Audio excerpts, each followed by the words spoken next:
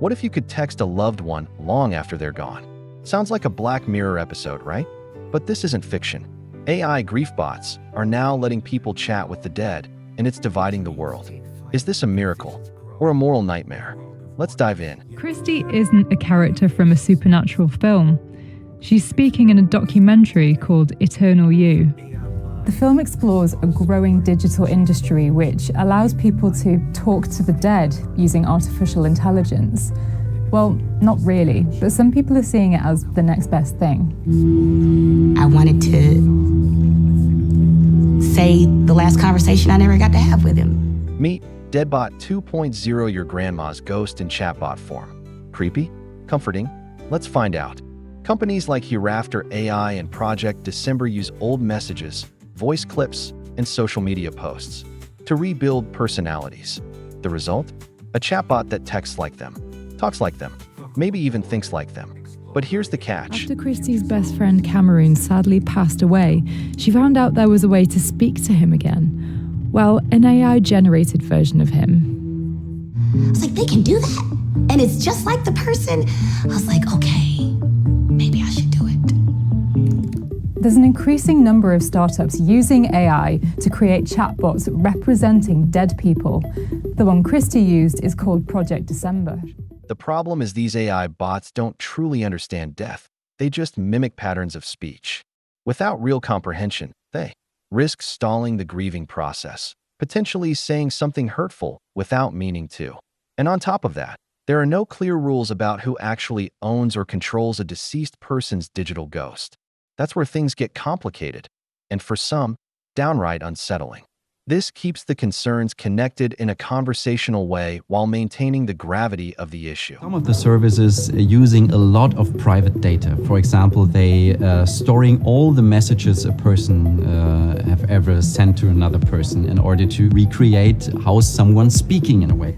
The idea is that when you talk to one of these bots, it'll respond to you sounding just like the person who's passed away.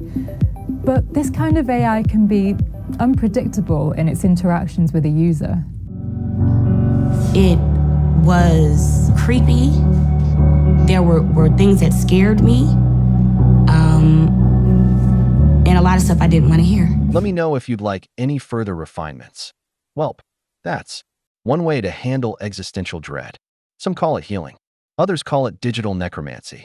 But with 72% of millennials open to using Griefbots, this industry isn't fading away. It's growing faster than ever. For some users, the experience brings comfort. It's like she's still here, they say. But others find the technology unsettling.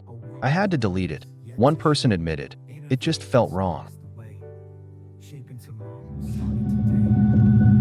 You cannot control what is the answer of these generatives AI, and that makes it so complicated. We are talking about a very specific kind of group of users. They're in a very vulnerable state. They were looking for some closure, and the opposite happened.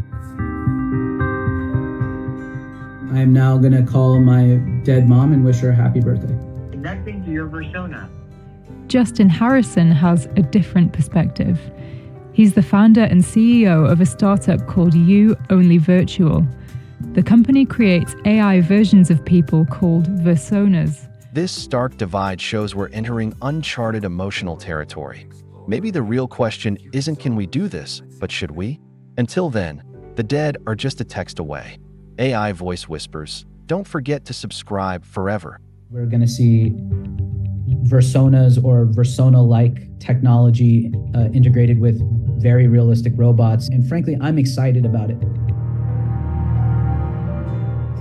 Too soon? Like this video if you try a Griefbot, or comment nope if it's too creepy.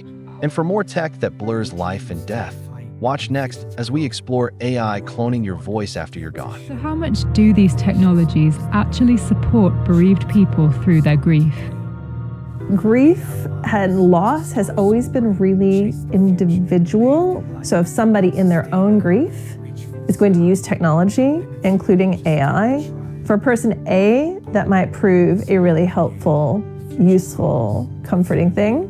For person B, it might be quite different. I'd say without exception, actually, everybody that I've spoken with that has tried this found themselves quite disappointed at the end because they had in their mind a specific person that they had known and loved, who of course was far greater than the sum of their WhatsApp history parts. I think ultimately the fact that the AI could not capture everything that this person was, in most instances, helped people, often in a frustrating way, to realize that that person was gone.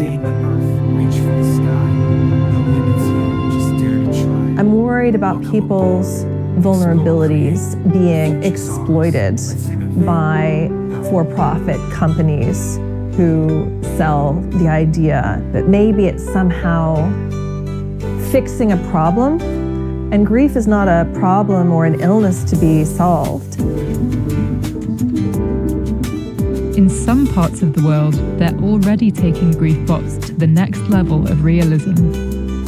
But the more realistic this technology becomes, the more safety issues it could bring along with it.